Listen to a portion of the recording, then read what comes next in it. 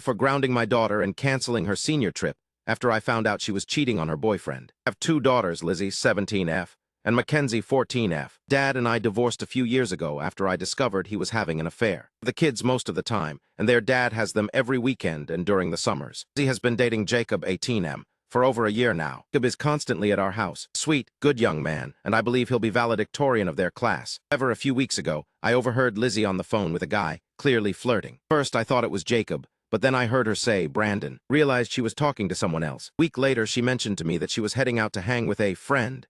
And when I looked out the window, I saw her get into a car and greet a guy with a kiss. It wasn't Jacob. And after that, Jacob continued to come over, hanging out with Lizzie. And Lizzie still acted like a couple, holding hands, laughing, and spending time together, just like they always had. I felt disgusted knowing my daughter was being a two-timer. After Jacob left that day, I confronted my daughter. Asked her point blank, "Are you cheating on your boyfriend with another guy?"